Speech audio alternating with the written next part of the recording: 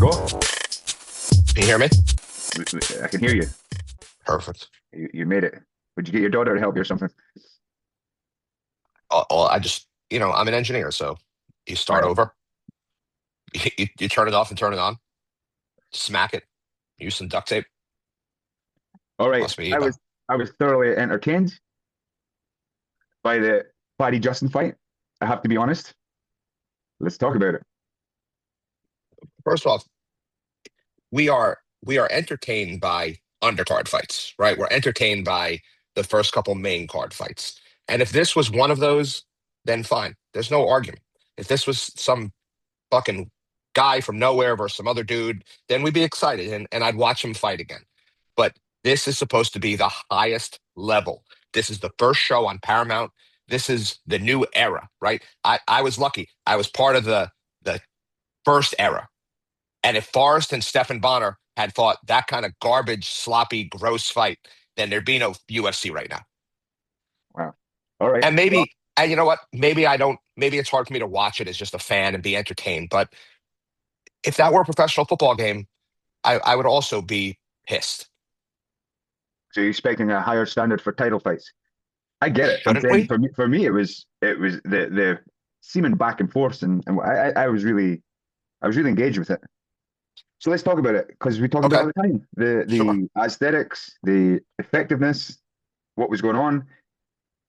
Beyond that, I want to talk about two guys who just their intention was really, you could say maybe Justin's was a little stronger, but there was no quitting these boys.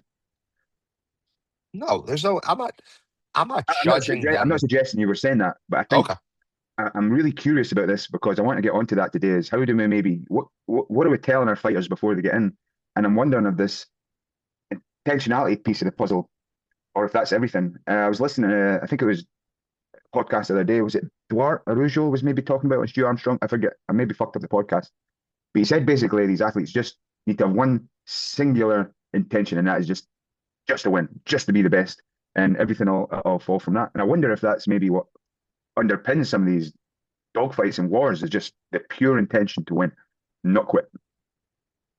But don't you think they both had a game plan, right? Don't you think they both, I mean, this is not, you don't just throw fighters in and just expect them to go. Like, I don't think intentionality to win is something that any fighter doesn't have, That's right? what I wanted. That's why I'd like to scratch down a bit later. I'm saying I'm not so sure that's true. I'm not so sure whether it's either explicit or something, but I think there's probably something in fighters because you see it all the time where they get broken down and chipped away and they just something in them quits or something in them breaks a little bit, just enough to get done and finished and beaten.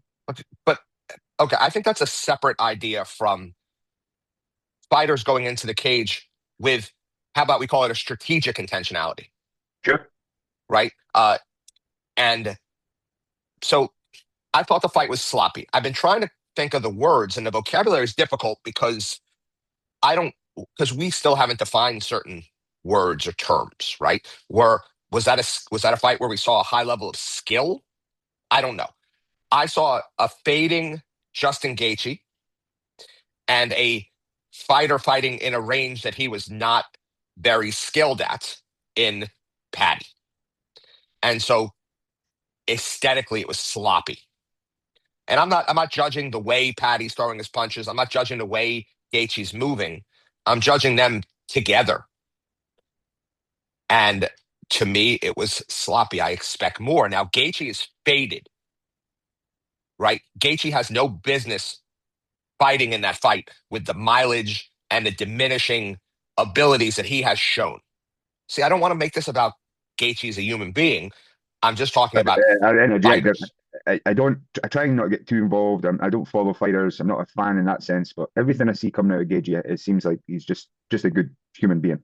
Sure, I would love to have a drink with him. I wanted him to win. I would love for him, but I'm just being realistic about the sport and athletes and the normal decline that I get it. You, occurs, you take them outside in the glue yard at 35. I get it. right? And so to me, Patty not being able to expose those weaknesses, not being able to tactically, strategically, whatever you want to call it, take advantage of those things shows a lack of his ceiling as well. Yeah, I just thought it was a Justin Gaethje fight. You can expect a fucking blubber knocker. I mean, when he first came on the scene and we were wondering why he wasn't using his wrestling in that so much, he just likes the fucking dogfight.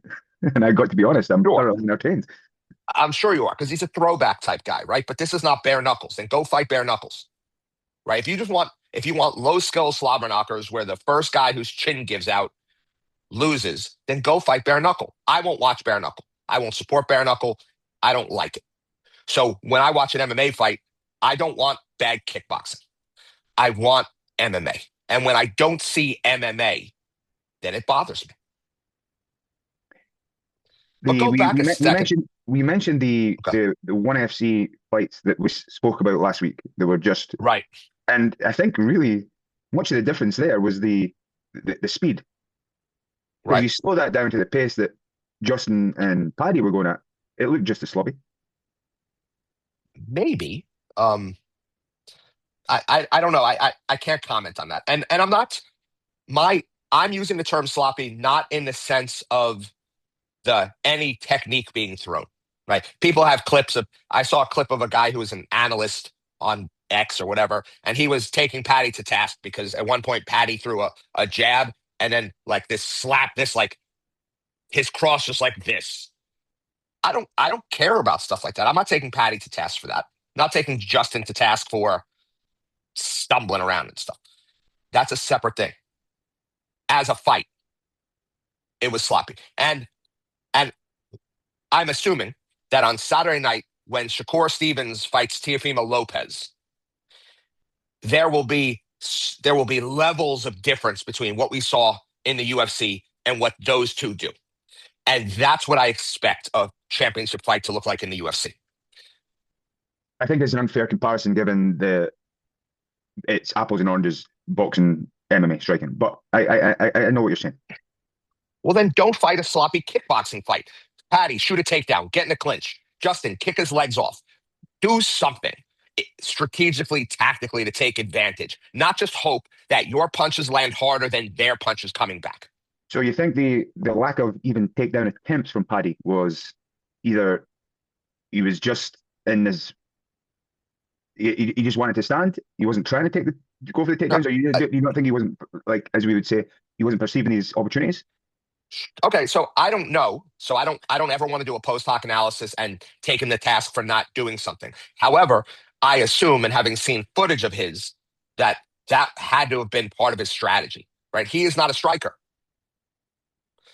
And so if you're not a striker and Justin Gaethje is a striker and you're a jiu-jitsu guy or a grappler, then you can't, I know perception action, but you can't wait. You can also, just the same way we say he didn't perceive, part of your training and your preparation is to create those opportunities, Sure. right? Perception creates an action or coupled movement opens up affordances. It's all one big. And so I didn't see Patty doing anything where he was even creating opportunities for certain things. And so if that's the case, then why bother strategizing? Why bother tactics? Why bother looking at footage? Just every fight, just go out and fight. I think it's probably. I mean, we've spoken about. I know it was in the context of amateur fighting and stuff that game plans are probably you can have a rough sketch, right? But how detailed can you get at that level? But I don't disagree with anything you're saying, Adam. I just really enjoyed it. I I enjoyed it. I only fell asleep for like I think my wife woke me up. I fell asleep, I think, for the third round because friggin' Paramount starts the fights an hour earlier, and I'm like, hey, I'm gonna make it up tonight. Yeah, And and then there's they all that put so bullshit. many, yeah, they put so many commercials and nonsense. And just as a side note, it just tears me up watching Dominic Cruz get in Hall of Fame. He deserves it, right? He was he was so creative and talk about someone who um was wholly authentic, his movement and the way he fought. But I was in the corner when he took a title away from us, and so I hate him. But he legitimately after he beat Brian Bowles, he went on an all-time run, and injuries caught up to him. And I wonder sometimes, you know, if that style that he employed And the way that he trained to employ that style wasn't partly why he ended up with some of those lower body injuries. Right. Right. ACLs he kept tearing, right? Yeah, yeah. He had ACL, and then I think his graft was rejected, and so he had another one. And that's the thing, right? If you built your game on movement and then your wheels start to go. I mean, we saw that sort of with Pacquiao with his calves. I don't know if you're familiar with that, but like near the end of Pacquiao's career, there were all these reports and if you've ever seen Pacquiao's calves are friggin' Yeah. enormous. Um, he was starting to have issues with his calves. Like they would just cramp up and he couldn't move. He couldn't bounce on his feet. And so as soon as you start to lose that, but I just, Cruz deserves to be in the Hall of Fame, but I hated having to watch that.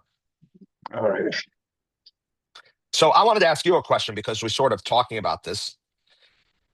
What do you think about certain strategies, tactics, and I think we both feel that there's a limited value to just saying things to our fighters. So, how would you drill or get them to try certain strategies and tactics? And I'll just give a simple example that came up last night. And I think it happened in the fight the other day. I think from an open stance, if you're not worried about being taken down, you can really spam your kicks to the body, right? You can just throw the shit out of them.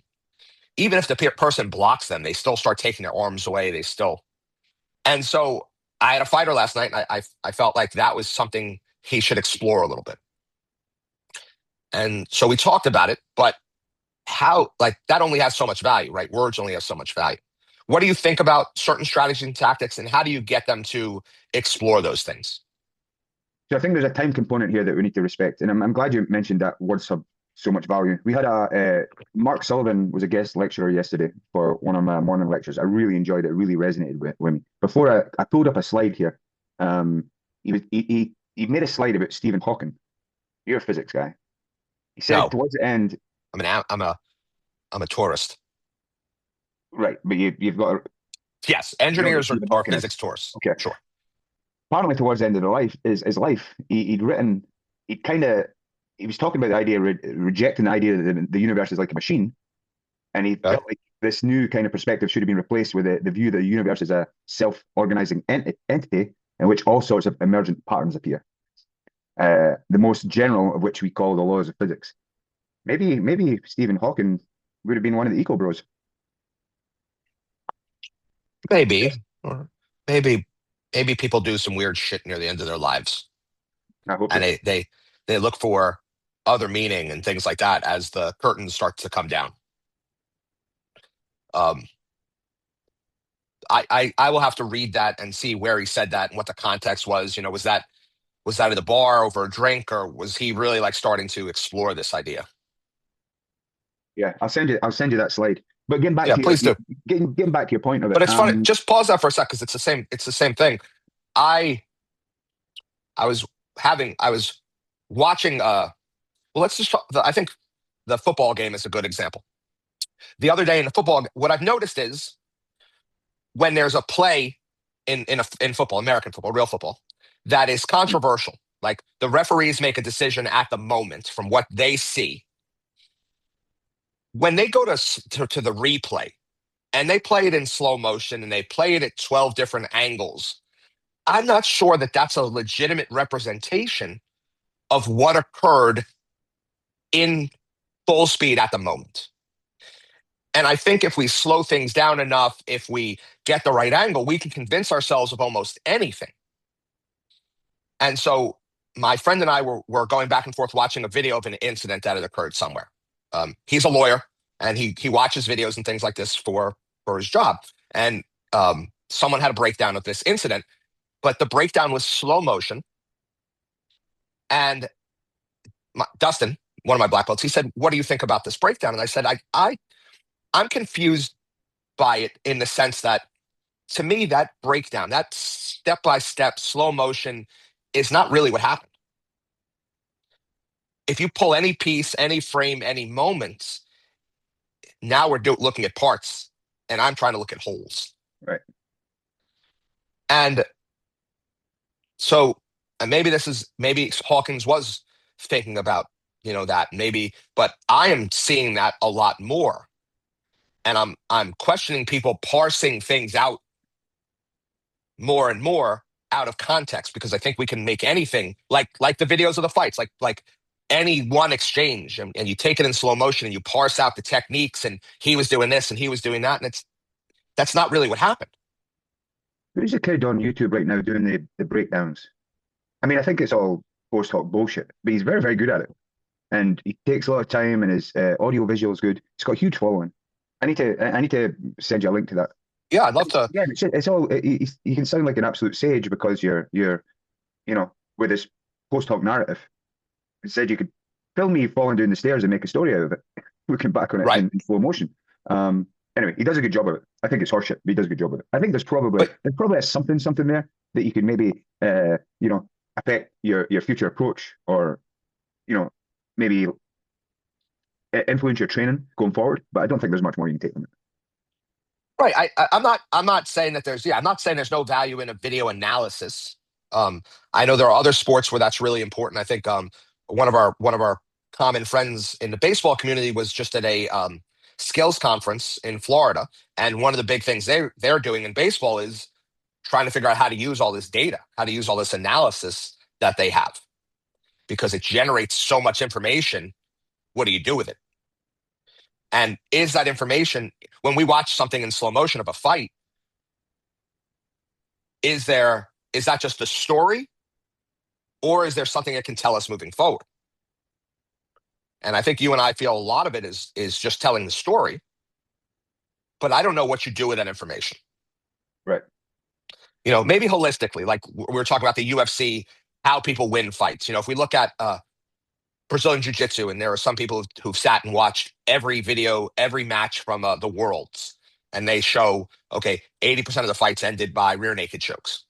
Okay, that's important information, I think, because it tells us something about the sport. It tells us something about where to spend our time.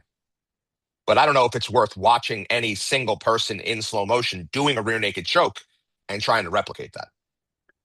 But don't we advocate for becoming the most adaptable we can be? Yes, in what sense, though?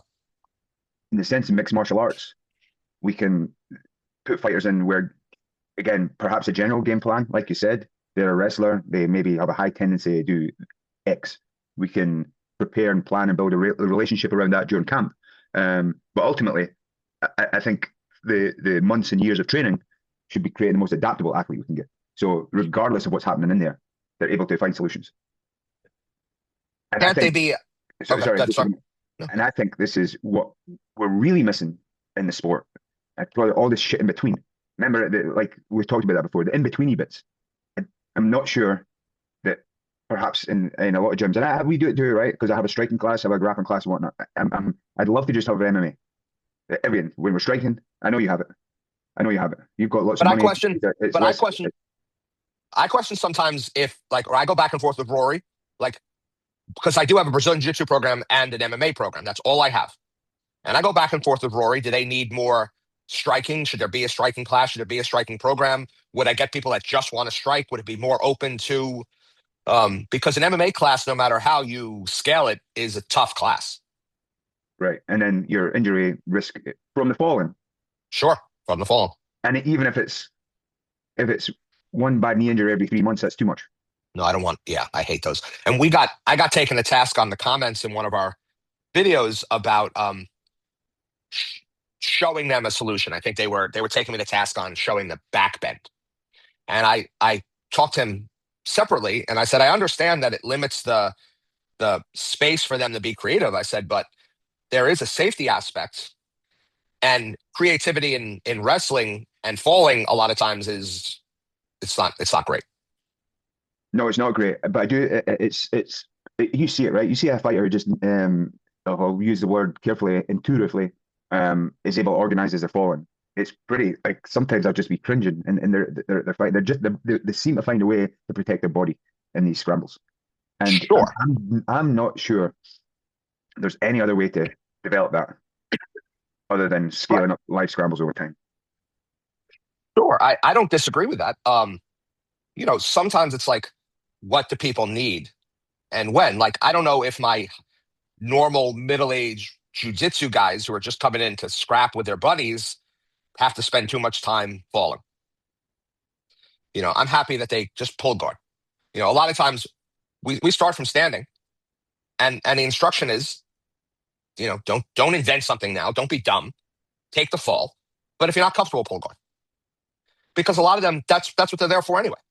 They're just, and so maybe there's a disconnect because we do a lot of hand fighting, we do a lot of gripping and stuff, and then we do a lot of the ground stuff, and I make choices for how much time to spend on falling and who, and I think I said this once before. It's something that I've noticed. I see less injuries in those scrambly, fally type things when people are going full speed Yeah. than I do under drill conditions. And so I'm almost at the point now where I'd rather go easy and hard out on the falls in a drilling scenario or a scaled down scenario. And when they are sparring MMA or wrestling or whatnot, then that's what they're doing. That makes sense. Yeah, so when it comes to, as we're talking about, we get better at what we do, right? We gain experience over Right? time, and we're going to get better at scrambling. So I'm not when we're talking about scaling, I'm not talking about we're doing break falls on the first day because Ah, that's bullshit. break falls. But I do think there's a compound effect of just over time having more and more and more and more of these exchanges, and as we can scale them up, and that's so in our MMA class again, just purely for I usually start with the warm up. We'll do catch and release. Then I'll do catch and connect, which just means once you got a hold of that, once you got a hold of your partner, if you manage to get that initial connection, you're just trying to stay a hold of them. So that's creating some of these dynamics. And then Right. again, purely because it cuts down the volume of falling by 2/3. Then we go into the takedown portions. But I'm So trying to get as much of that as possible because I think over time the compounding effect is they're going to be better organizers. I agree. I got rid of catch and release. And the reason I got rid of catch and release is because I saw them organizing in ways that I did not like. They were, I think that part of being good at wrestling is a commitment, right? A commitment to, you know, closing that distance and driving through things. Yeah. And so I was seeing people sort of being hesitant, picking things up, putting them down, things like that, grabbing and releasing. So I just added just a little bit where I want them to catch and then just keep that initial movement for the first couple, steps or blips or whatever you want to call it, and then release. Let me add to that because that's what we do. It's called shoot, cut, drive, right?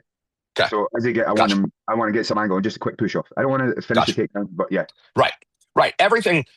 I've been having a lot of success pushing them to everything but the finish. So like chaining things together, holding something while the other person defends it, chaining it together, lots of movement, lots of off balancing. We've been having a lot of success with that with the lower, not the lower, but the less experienced groups of people. Having a lot of success with that.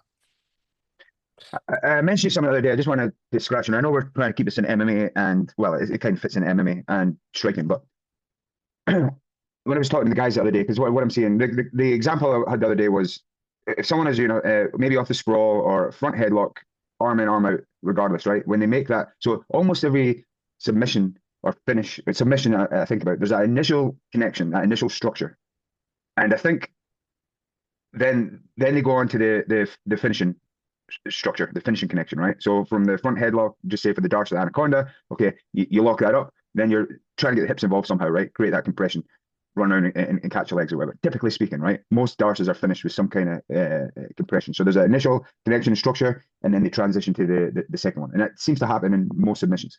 And what I've been seeing in some of the novice guys, as soon as they're getting their neck, they're immediately trying to fight that initial connection. I'm like, no, we need to be beating them to the next one, beating them to the finish. And so they were playing around with that the week we started off in these initial connections and structures, and we're having a discussion about where they're going next. What is it we need to do to stop them getting to that finishing structure? And we played around with that, and I thought that was quite effective. And we just nudged them into their intentionality to say, because you see it all the time, right? Especially they're too busy grabbing and trying to break this structure, break this connection. It's too late. The attacker's already gone into the finishing sequence or the finishing position. I call it. I tell them that they have to figure out when they've lost the hand fight, and that the defense now has to come from denying connection, not of the hands, but of the next piece that's going to connect. Right. And I think we were talking about that. SBG has this tree It's really very, and intuitively it makes complete sense. The the roots of the tree were the base, right? How you connect to how you base on the floor, um, and then there was posture, and then connection, how you connect to the floor, how you connect to your opponent, how you connect to yourself. And so it was base, posture, connection, pressure, how we push and pull. And then the leaves of the tree are the possibilities. And Matt always said that most of the problems that we have or we encounter in grappling are solved lower in the tree. They are solved by attacking or improving our structure, attacking or improving our connection. And most people want to solve problems with this in the leaves, in the tit for tat. He does this, I do this, I counter this, he does this, in the leaves, in the possibilities. Right? I'm sure you and I could find Darce counters online where you have a Darce locked in and I do something, something, and it gets you in a shoulder lock. The problem is you are then playing in someone else's tree. And the person that was good enough to get you in a Darce choke to begin with is not going to just fall apart while you try and do some weird counter. While you're trying to do a weird counter, they are moving to the next connection, to the next point. And while you're trying that, you're getting finished. And so I tell people, just get out of that tree. And I think we talked about Helena's fight in, did you watch that fight in one? Right. Was it grappling? Yeah, it was grappling. And so I don't usually watch. I don't watch grappling. I don't watch grappling, but the girl that she was competing against, I've been following. She's a high level wrestler. She wants to fight MMA. Seemed like a talented kid. And Helena is this like fucking Terminator when it comes to Didn't grappling. she miss weight by about 19 pounds? So they had agreed to a catch weight. The other girl came in below the catch weight, and Helena came in above the catch weight. So now they're like 24 pounds different. But Helena didn't miss weight by 24 pounds. Oh, okay. And so the other girl came out and she started applying a very wrestly, scrambly, movement-based game. And you know that it's eventually going to, like, Helena's going to win. I don't think you would gamble on the other girl. But then she grabs Helena's leg. And I'm like, why would you get in Helena's tree? Right. And it's funny because you could see this other girl is grabbing a leg and she's thinking and trying. She's going to do something. And Helena just does like a grip on the foot. She just sits there, just like lets the other girl just work herself into finished. And so I think that's what you're talking about in essence is like, let's attack. Let's go early to the next thing they want. Let's stop that from happening. We've lost the hand fight. We've lost this piece of structure, this connection. Let's go to the next thing before they get there. Yeah. Right. I mean, don't you see like guillotine defense is a good example. Like the one person has that guillotine locked. Don't let them pull guard. Right. Don't let them get their hips involved. Yeah. Don't let them get their hips involved. And I'm wondering if, again, I think about my own game and stuff because we never. Perhaps my coach spoke about concepts and that back before this kind of way of thinking. But I think I've built this kind of explicit knowledge up over time just through my own game. And I'm wondering, that was a question or the comment I made yesterday in the lecture, because after I hear the sound of my own voice, so I always ask questions. Mark Sullivan was talking about really having to try and embrace and appreciate the complexity in sport, right? And he's more of a football guy. And I said to him, I'm struggling a little bit here. I'm genuinely struggling because when it comes to striking, I've got the culture in the room the way I want it. They're not bashing each other. They've got a good duty of care. So in that sense, I'm very happy.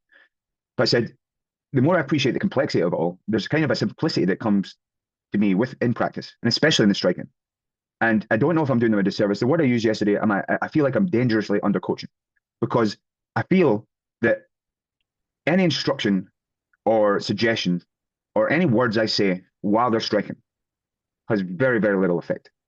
It may, in the moment, I could say, "Oh, look, they did what I asked or whatever." I think the coupling of the dynamics and the coupling of the two strikers, the information that they're exchanging is so strong that anything I'm saying, and I'm going to use the word kind of higher order, lower order information. I don't know if that's accurate or correct, but if you get to know what I'm saying I think has a minimal effect. In fact, I'm not convinced it has a really much of an effect at all. And that's where I'm at, and that's what I was kind of struggling with. And I think there's other sports where there's a bit more time to reflect and plan I don't see that really in striking, other than the push forward, pressure, you know, don't rush in, this kind of stuff that maybe these global intentions, but I don't think any specific instructions I can give. I'm just not convinced that that has a great effect. Thoughts? No, I agree completely. I think that there are things that we remind them of. They have to be things that had been trained in that Voila. camp, right? That's it. Okay. So in that case, I think we're just reminding them of the things that they plan to do anyway. And in the chaos, in the pressure, maybe that reminder is helpful, right? Maybe, Moving, maybe move, because maybe, because you said a couple of episodes ago, if they're not doing it, if they're not doing the thing, right.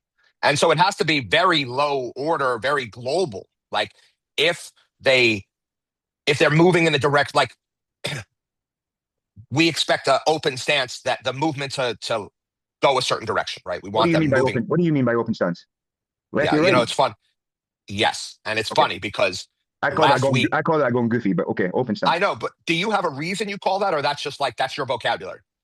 I think it's my vocabulary, and I don't know why. I have this goofy thing in my head from the little short skis, which doesn't mean anything with the stance. I just call it goofy because it's different. Okay, So when I say go goofy, it just they know that boom. When I shout go goofy, they know they're switching in the open. gotcha. Last week in class, we were warming up with some footwork drills, some movement drills, footwork, whatever the fuck you want to call it. Partnered, they were sparring, and I was having them play around, open, closed on the other side, and then stay open, stay closed. I stole those two from you, and then we went back to. So we started with on their own. I want them to explore these four configurations, right? Closed, open, closed, open. Then we played stay open. Then we played stay closed, and I wanted them to feel what that's like and what that. And then we went back to so we played this whole part whole. I like whole part whole in my practices. Um, and I had a couple of my younger guys like, why is this open? And I just said, because it looks open, like to me. Like there's no further, like goofy is just but to open, this was closed and this is open, looks like that configuration to me. Anyway, just a side bet. So going back to, so I agree that there's a limit to what we can say and what they can do. I was listening to Rose Namajunas fought the other day on the card. I don't know if you saw that fight Yep, versus Silva. man, she's And quick. That little Silva, she is. Sorry, yes, she's fast. okay, whatever you want to call it. She's twitchy, also, whatever. Like I like that word. But they were giving her these props for her constant fakes and feints, and all I saw was someone faking and feinting themselves out of fighting because she was doing so much of just twitching, fucking with her legs that she didn't do anything. So that's a side point. I don't want to be a curmudgeon. No, no, but this is an interesting point. Good? When you look at aesthetically, like I don't think Silva was as effective in her striking as Paddy and Justin were, but she certainly looked better. It certainly looked Yes, more like a technical ideal. sure. I think she wasted whatever that means so much of her ability to use that speed by just twitching. You watch her leg just keeps twitching, and they're just falling over themselves about how great these fakes and feints are. And I'm like, a fake or a feint or a deception, whatever you want to call it, is only as valuable as what the other person thinks might happen. Right. Or it's functional. It leads to something. Right. And if you don't establish that first, then it's useless information to give the other person. Come out and you snap someone's head back with a jab, the rest of their fight, they are paying a lot of attention to your lead hand. Now you can fake and feint with it. You can't just come right out and fake and feint with a jab because why would they pay any extra attention to it? Right. So when we're talking fence, what we'll shout is make them bite. And Right? but I agree with you. I hadn't thought of it that way. I mean, feinting and faking for the sake of it, you have to make them respect that or tune into what you're trying to do. Like be vigilant of, like you said, that jab. That's where we come in. So you make them bite on Yeah. that. And this little shaky shuddering things, I think that there's a quality of a good feint. It's not quite a strike, but it's not quite just a twitch. It's somewhere in that middle range that gets the respect and it gets your opponents perceiving and biting and acting on it. Right. And sometimes it's the tool, and sometimes it's the body. And I think you can't just force that on the other person. You have to see what they're going to what the other person is trying to pick up on is how you have to trick them. My friend Chris Connell likes the word trick. I really like that as just fakes and like all those things in one. He calls tricks. Trick the other person. Um, so, but Rose's corner was just playing a fucking video game the whole time. And I like Rose. Was it Whitman And in her Rory corner? Whitman? Sagan. Was it Whitman in her corner? I don't think so. I think it Oh, was Pat. actually, it was Paddy and Chico. Okay. Well, Right. You know Paddy, those guys. yeah. He's just it's just Pat Barry, just a fucking stream of consciousness right through the pipe. I like Pat, Yeah. but just Rory and Pat are, they created a friendship a long time ago when the fights and stuff. But he's just talking nonstop, joysticking her. And I don't see her doing any of the things that, because as soon as the coach yells, do something, it's gone. It's already gone. That moment's gone. So all you can really do as a coach is holistic, global. so let's be honest. If you're saying it's mostly just noise, does it matter if they're screaming or not, or could it and potentially be detrimental? You're tugging Yeah, away. You're tugging that tension away. I think that's a great point, right? I can't have it both ways, The though. I can't say it's just noise, it's meaningless, but also it's detrimental. I think I don't know. I don't know either, and it's probably fighter specific, Right. right? There are probably fighters who they don't like. I know for a fact those I didn't hear anything you said. The fighter will come back. He's like, I didn't hear anything.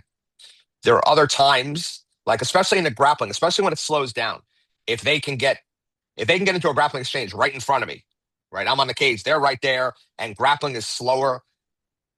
I've had a conversation with them before, but most of the time they can't hear you anyway.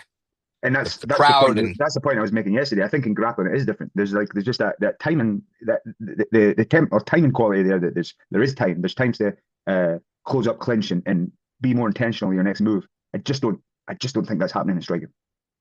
no, because I don't think that there's a lot of stability that appears in striking, right? And in grappling, we keep like I like Rob's idea of these funnels. Like in grappling, we funnel to a stable point, and then we funnel to a stable point, and those stable points have a time horizon that can be quite lengthy. Right. In striking, the affordances, I think I've said that word twice today. I don't know why. I must be reading something with affordances. They just appear and disintegrate freaking nonstop. There is no stable point. The only stability is when they're moving at range. Which is meaningless anyway. They're not in the Yeah, I exchange. don't. Right. Right. You're a big believer nothing even happens till the exchange. I think there's a lot of stuff before the exchange, but it's not stable. It's quite dynamic. They're jockeying for position in the cage with each other. I don't know. There's no time to tell them anything. And so maybe there's a value if the coach sees the other person loading something up, or feeding you into something or walking you into something like, I don't know. We don't see that term as much in MMA as we do in boxing. But in boxing, a good boxer will walk someone into a tool. And so maybe if the coach sees that, he can cue that. But I don't think you can call out combos and joystick them. And, some of these coaches I've seen get real cute with their codes and their combo plans and stuff. And I'm like, as soon as you yell that to them, that moment's already gone. Let's not forget their opponent can hear too. They've got lugs on them. Opponent can hear too. Yeah, their opponent can hear too, which I think we've all seen, especially at the amateur level, where we've all seen like you yell something and then the other guy gets ready for it. What was the old classic on the ground? Body, body, head. Body, head, stack and smack.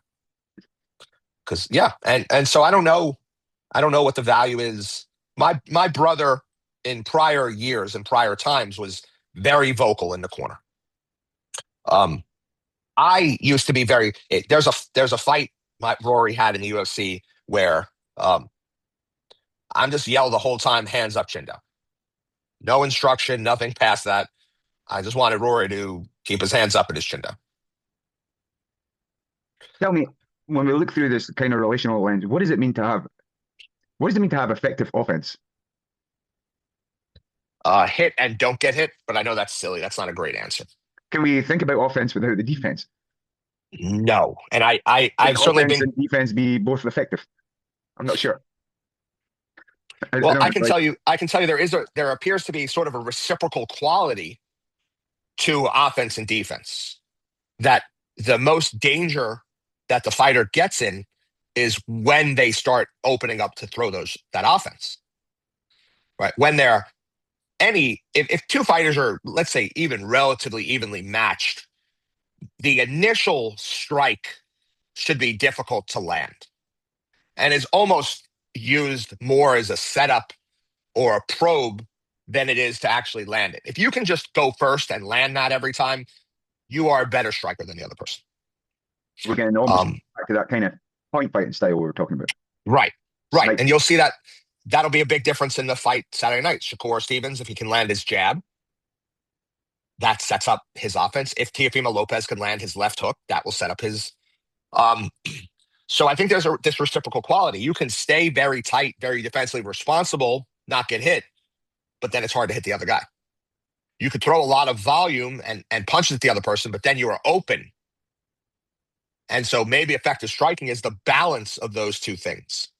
And something I've been watching and trying to get my guys to do more, and it's hard because again, telling them to do things is only of certain value, is to stay balanced so that when they are done with whatever combo they throw, they are in a good position to defend themselves or go again.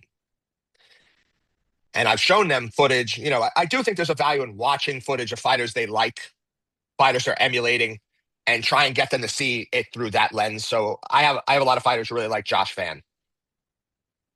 And one of the things that we noticed while watching Van progress was he stays very balanced after his combos. And therefore, he gets hit with less slop coming back at him. And if the other person doesn't throw slop, he can go again. And so maybe effective striking is the balance between defending and offending and staying in balance.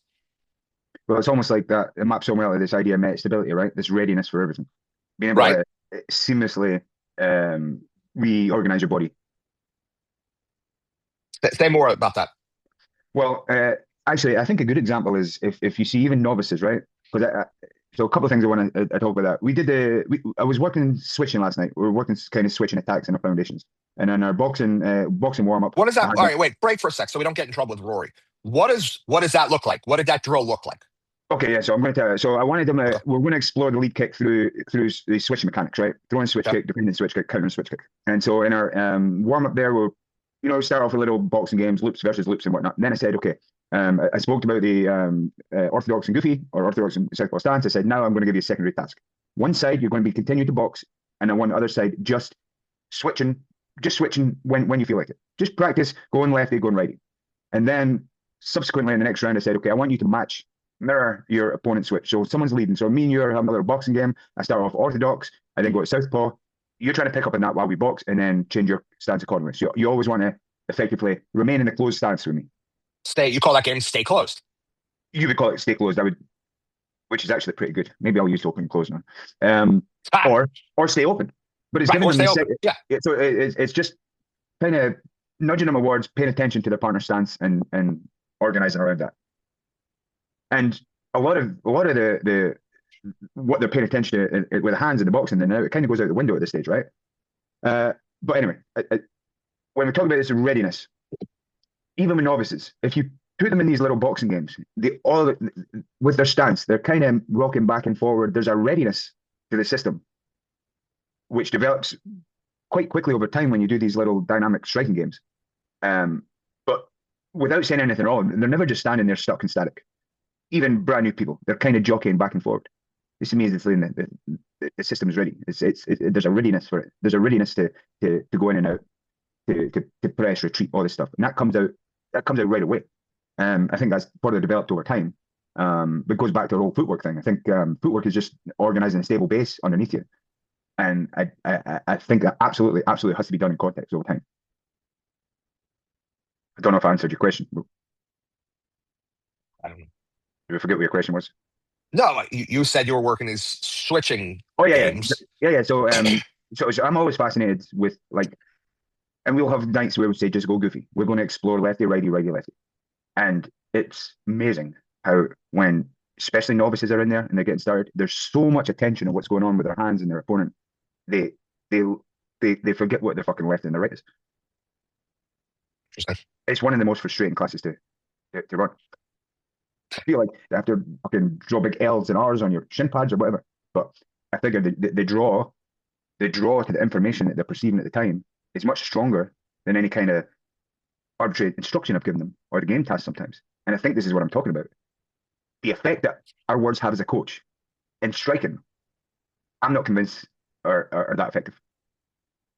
I think, and that was my comment Right. yesterday, if I'm seeing something, I do, and I still do it. So the fact I'm saying I don't know if it has an effect, I'm just going to, I'll do it anyway. I don't want to lose out on anything, but I'm not convinced it has a great effect. And what I want to do then, because I'll do it like, why don't you try doing this? Or see when they do that, why don't you try doing this? And maybe it'll work for that brief moment of time where that idea is salient, right? But that's not sticking. It's not like you put them in this next week they come back and they're all of a sudden doing this. No, but what if I need to build that relationship over time.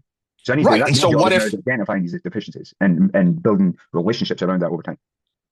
right? And so what if you then gave them feedback even after the to support what you were trying to do, so it is stickier and stickier and stickier, then maybe it will stabilize over time. And maybe. And And I'm not no, sure. I'm not either. I'm just spitballing. For me, I I think the most that I can do is give them some intentionality. Right. So instead of just you sparring him, now again, I think we both talked about it. If you have a room where they're sparring 7 or 8 people, a lot of that what happens on its own. We don't have to get involved because each person is a different problem. And so they will have to become adaptable and there is variability built in. I think that's really important. Um, but if I want my guy to throw more body kicks in the open stance, then the most I can hope for is to just give them that intentionality and keep them focused on that intentionality. I don't think that I can do much more than that. And if they just totally reject that, then I don't want to force that onto them. Unless I want them to explore something that makes them uncomfortable, and I'm fine with that as well. Right? I have no problem in certain classes having them explore something that they just don't want to do. Like I think there's a value in that. I mean, you'd see in grappling, if someone, your big guys, they spend 3 years just always being on top and passing guard, and then you give them a purple belt, and you're like, listen, you're never going to get a brown belt until you develop a bottom game. There's your global intentionality. Right. I don't care what that bottom game looks like. I've given you a tremendous amount of leeway on how to do that. For my fighters, I don't know if I'm looking for anything like that because there are lots of ways to skin the cat. I was watching Silva fight the other night, Gene Silva, who is just a fucking tank of a human being. Um, and the first thing that caught my eye was if he threw just a few jabs, his striking game would be so much better. But then I get rid of that thought because I'm like, someone has already had that conversation with him. Someone taught him how to jab. Someone forced him to throw jabs. Someone does jabs on the hand pads. And this is how he fights at the highest level. It's not about what the coach wants. It's about what fits in with Gene Silva's desires, abilities, whatever the fuck that is. The Gene Silva striking complex world.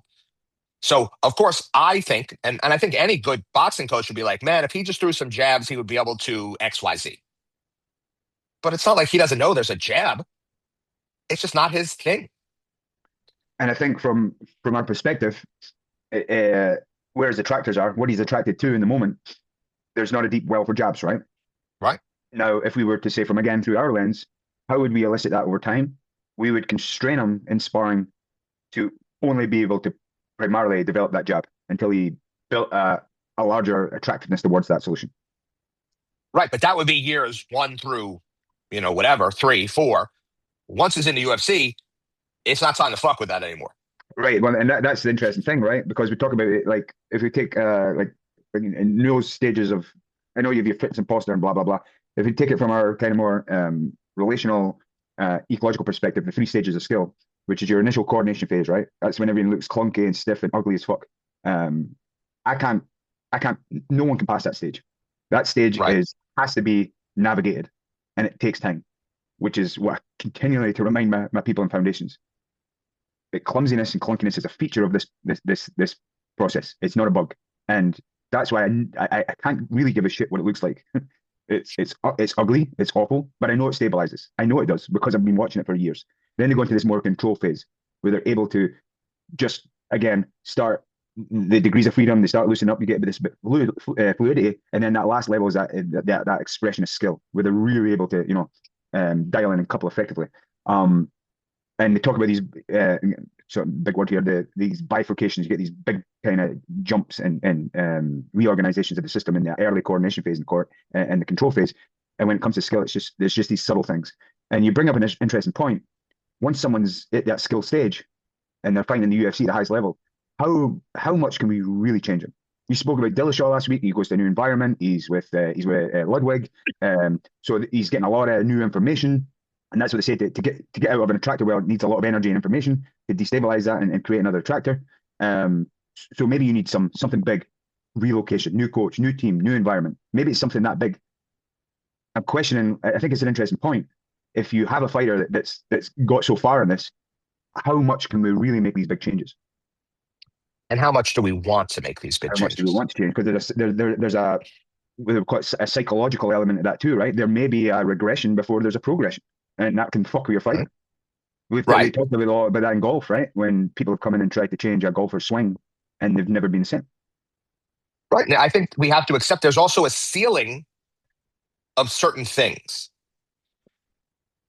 And and I know as coaches, we think that we can always improve, always improve. And I believe we can always improve something, but we can't always improve what we want to improve.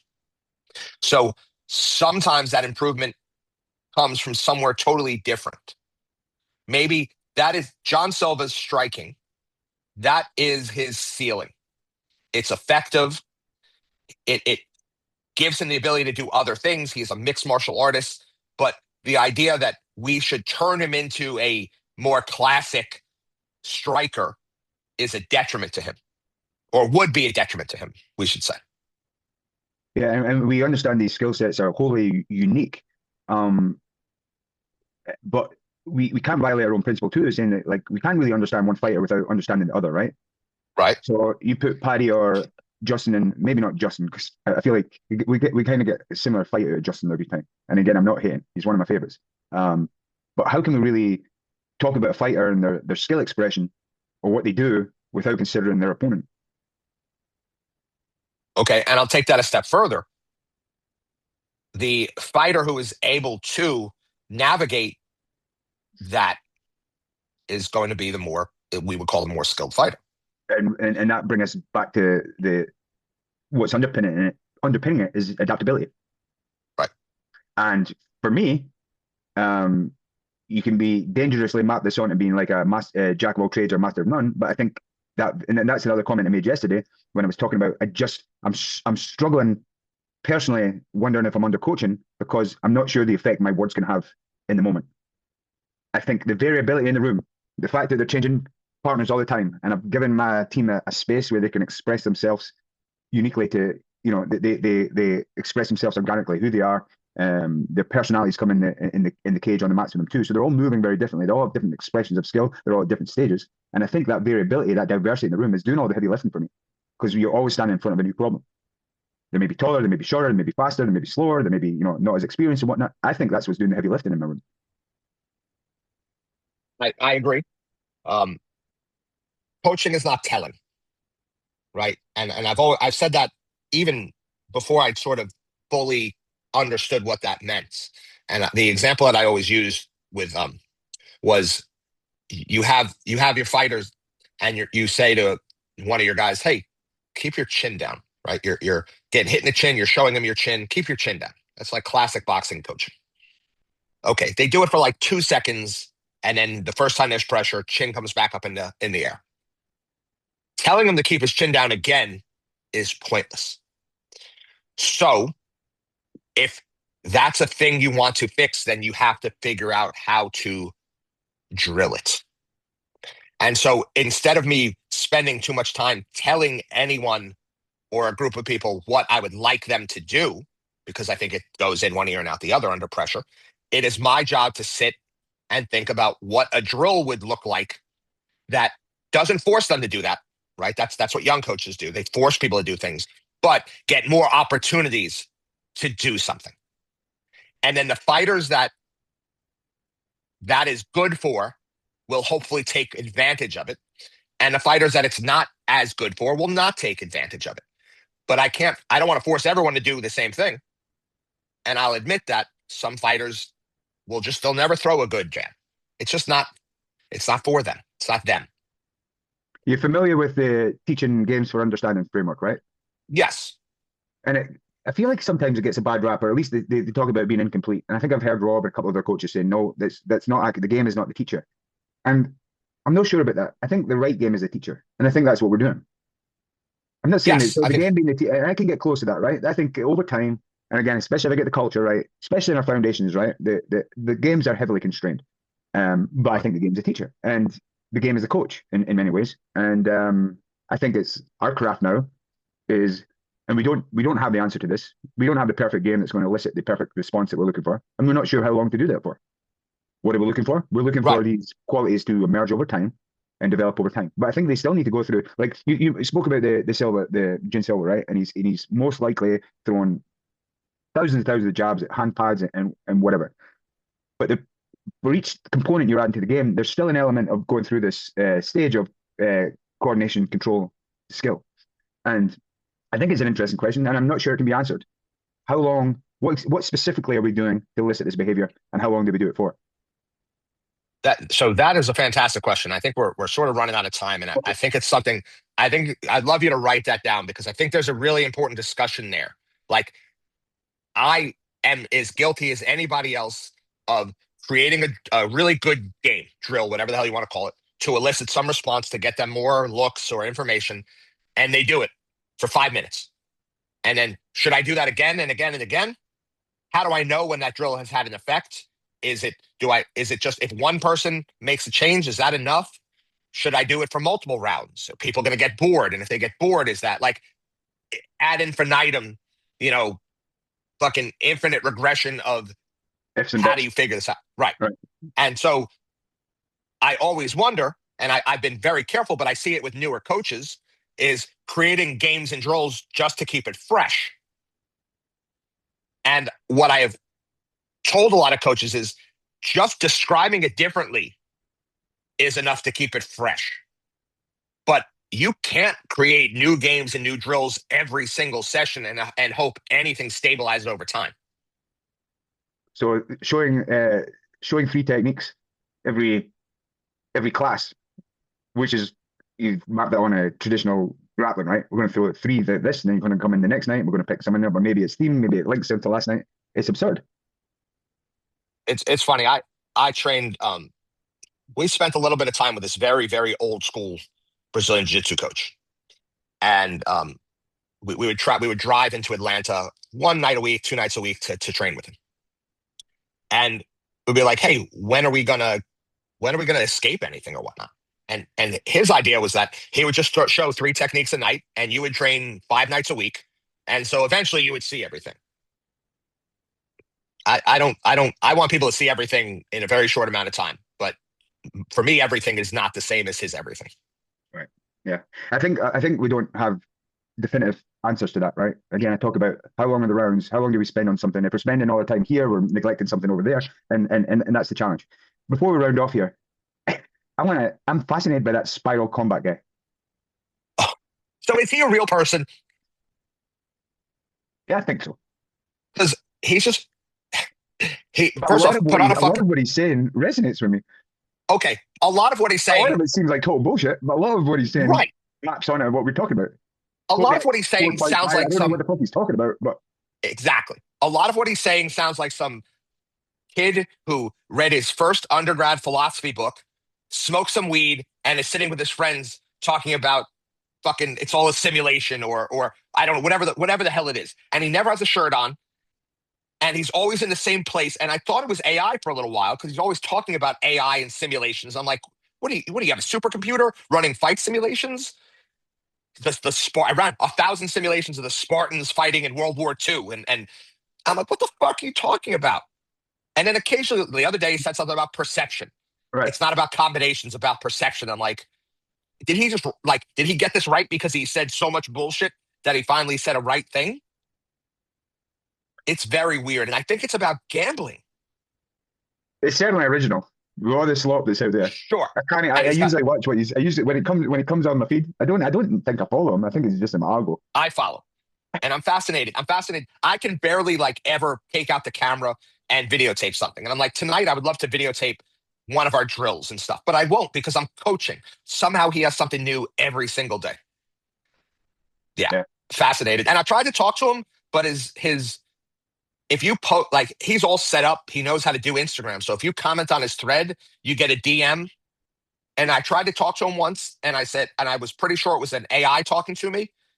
And then he said it wasn't an AI, but I was pretty sure it was an AI. So he kept trying to get me to get on his website, join this group, join this group. It's fucking very strange. That uncanny valley is getting shallower and shallower. I don't know what's real anymore.